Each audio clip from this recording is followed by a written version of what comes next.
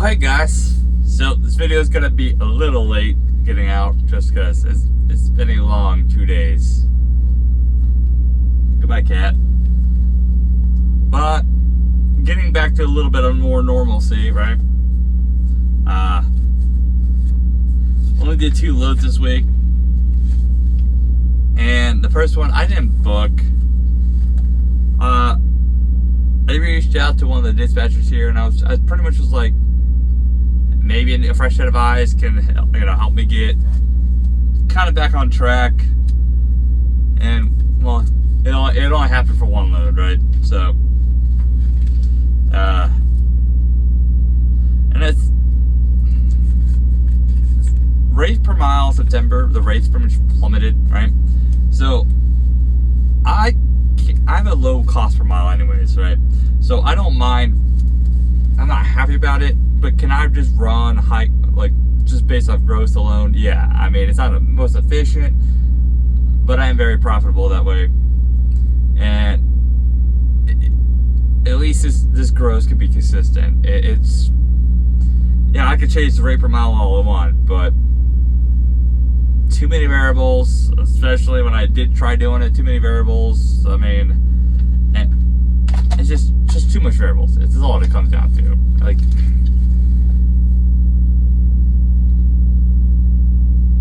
eventually, if all you do is change the rate per mile, eventually you're going to end up in a shitty area. That's generally what happens with the spot market right now. And since all my loads are spot loads, gross seems to be helping me out more than rate per mile is. So, alright, so this first load I didn't book, right?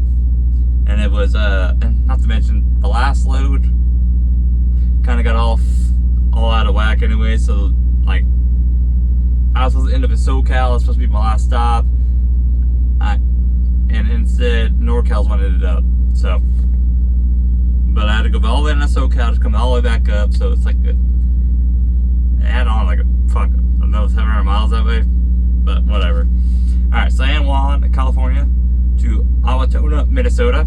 Alright, this is from the 27th through the 4th. It was 88 mile deadhead, right?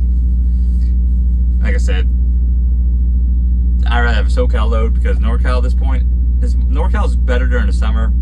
SoCal is where I wanted it to be. I could have probably got about another extra $1,500 for the same run being a SoCal. I figured if I got this load myself, I could have got like 42. It was supposed to like 38, right? 39, 38, somewhere like that. He got this lift for $4,000, which gave me 35.20. It was 88 mile deadhead, right? 2013 loaded, 2101 total for $1.67, right? Not a good load, but hell, even if the rates, and I even looked at some SoCal rates, and yeah, even SoCal rates fell. I mean, they're much better than NorCal currently, but they did fall. That was Taylor Farms, which when this one was booked, I was told Friday pickup. Now, honestly, I double check with the broker, right? So Friday pickup and a Tuesday morning delivery. So this could have made, if Tuesday morning delivery would have been perfect. So I could have grabbed day run and then still put myself in position. Done something, right? You'll understand why. Well, I was also told they won't know the pickup time until Friday morning. I was like, okay. So I had to get a washout on the way over, right? I get over there, check in, and I'm told, oh, there's no appointment, can't check in yet. It's like 8 o'clock, right? As soon as they open, pretty much. So I'm like, okay. Well, I text the broker, I'm like, hey, I'm taking a nap, because it's been I'm planning on having to run, 6-8 hours after I get loaded, especially if it sounds like they load me in the afternoon. I was planning on sleeping in a house on this load, too.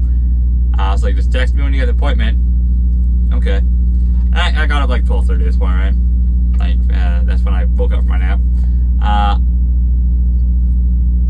I heard back at 1. My appointment's not until midnight, which that's not a Friday pickup. That's a fucking Saturday now.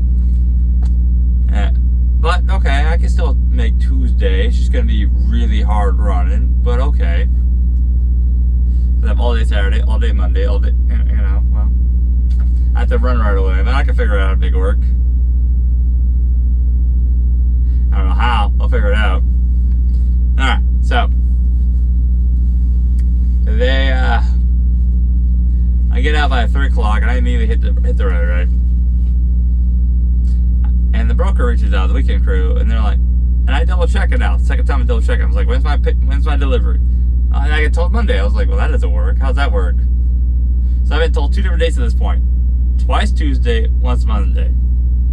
So I call back in a few hours at the 9 o'clock at this point for them, and I ask again, and then I get told Wednesday, which Wednesday was the actual accurate one.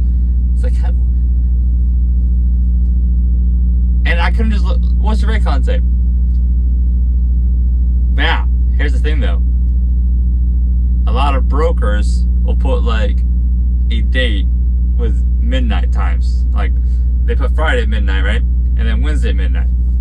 Well, even if my Wednesday appointment wasn't even at midnight. It wasn't until like 6 a.m. in the morning on Wednesday, so it wasn't even accurate. But I think my tracker even said midnight. I don't remember. But it is what it is. It was an easy load, right? 20,000 pounds, going to Costco DC. Costco there has overnight parking. Their long entrance is rough, but whatever. 34 degrees continuous and a Scotland load. This second load I booked myself. See, if this delivered Tuesday, I could have got another run in after this and had a really good week. So this one, okay, it's Cherokee, Iowa. Bit of deadhead, right? A little bit of deadhead. But then again, when you're delivering what I'm delivering to with the last load, you're going to have to deadhead. Either you go to Minneapolis, you go somewhere. You got to, pretty much, if you're running the region I'm running to, especially on the lakeside, you're deadheading. Even on the West Coast, like, you're going to be deadheading. And 150, 200 miles is pretty average for the deadhead. You might get lucky, like that one in Darien, Wisconsin I did last year, where I picked up the same place, literally just changed docks, went from one end of the building to the other building. But no, you're going to be deadheading quite a bit. Cherokee, Iowa to Columbus, Ohio. I didn't even ask for more money on this load. I didn't. It was $2,400. I got 2112, 202 mile deadhead. Loaded was $798 for a total of $1,000 for $211. The deadhead kind of sucks. But if you take away that deadhead and just say like half it, it's a good load, right? It's just like 230, 240. And it was NORAM cold storage. It was non-edible pork, going to, pretty much for pet food, right? 43K. Can't talk today. It's been a long 2 days. And -10, and the low was bam bam. So, like I said, if there was a couple of these lows, they had a few of these lows, right? Because when I showed up to the same place in Columbus, they had 3 show up that day. So, and I think they said they load these a few times a week. I could have got something like this, because yeah, going to Columbus, going to Ohio from this area was paying pretty good. I mean, just the whole region, not just Iowa, but like Wisconsin, Minnesota, Iowa was paying pretty good. It was all within this price range, $1,800, $2,600. So I could have got probably like another $800, $1,000 for another day run up. Instead of having $6,400 for the week, I could have got $7,400 for the week. I already did get a load heading back into my region, right? Like I just fuck, I'm gonna eat it. Just to cover all the bills pretty much for next week, but just positioning run. But it's not a great hand load.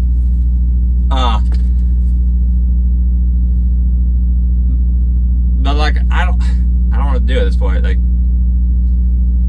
as far as I can tell, I just gotta wait for winter here. But even when I was like, what was it? Even when I was trying to just run day runs, right? Trying to worry about more rate per mile. There's only so much you can do with that. Like, let's see here. Like, okay, end of August. August before it broke down, right? And then China Grove, Texas to Burchard, Louisiana. Great run, 249 a mile, okay? But then like the next load going up to Atlanta, so even going up to a more dead area, $1.83 from picking up pretty much not only an hour away. There's only so much you can do. Like, yeah, I could go to Florida and make great money, but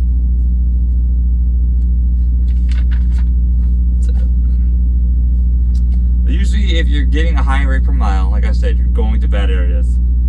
Like Schaumburg, Illinois to Pearl River, Louisiana, that was 10-mile deadhead, right? I was fucking down the street pretty much, $2.30 a mile. But then I'm in Louisiana, right? Which I did get a good load, so that one's probably a bad example, because that's when I ended up in Memphis for $2.07 a mile, just a little day run, right? But that was also tanker though. Yeah.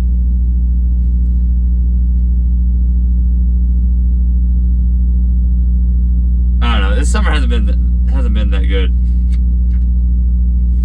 I'm hoping winter will kind of smooth it out, because they're calling for above average snowfall up where I run. But I mean, honestly,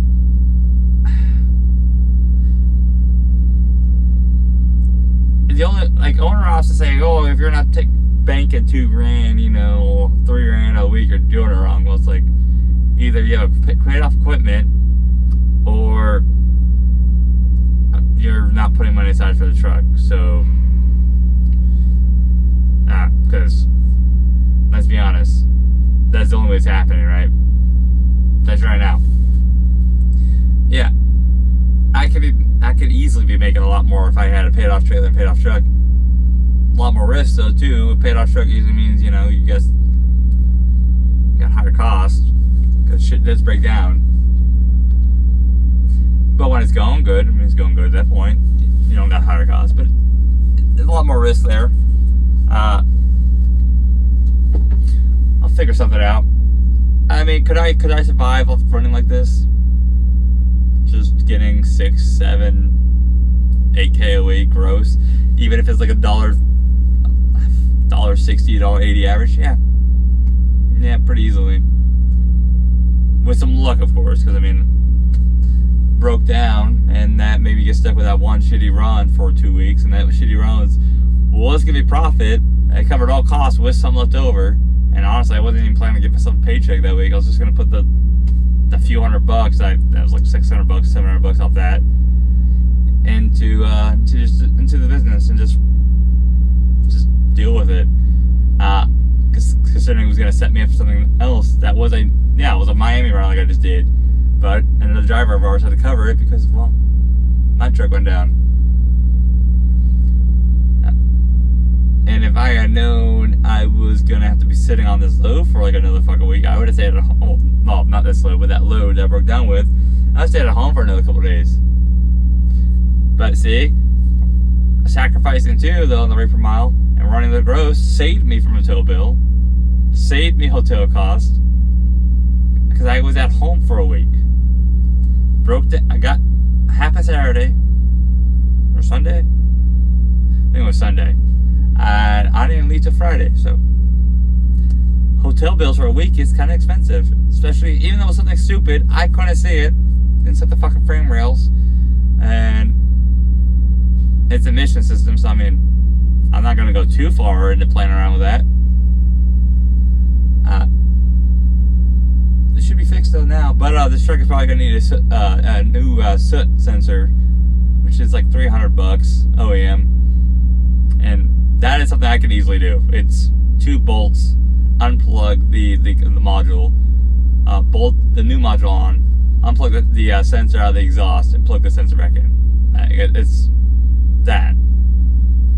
So, and even if I had somebody else do it with my PM or whatever, that's an hour labor, if that. I mean, hell, my shop alone will probably only charge me like half hour for that. So I mean, it's $400 in and out for that. Most of that's apart. When that truck's got to go in anyways for PM. At least for this truck, I can get under it. But we'll see how winter's gonna be.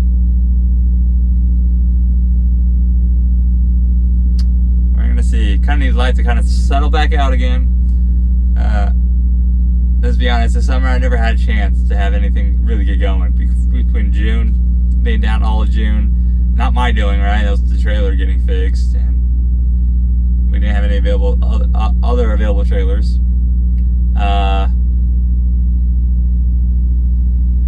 Then I got something going. I just for some reason I got burnt out. So I had to take a few days off, middle of fucking Memphis.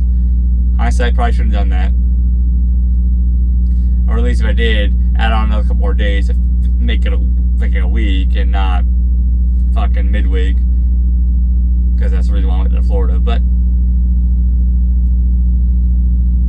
I mean, in that stretch, I think I made about $2,000 a week there profit. So even with those 3 down weeks that I did to myself, I don't know. I'll get back on the groove. This summer's been just funky. You okay? Want to say hi? I think the cat wants to say hi before we go. I gave him a new bed. Oh shit.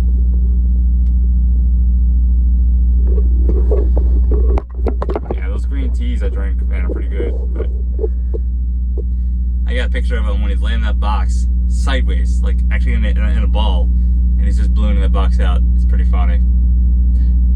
I'll look at him like, oh, my back hurts.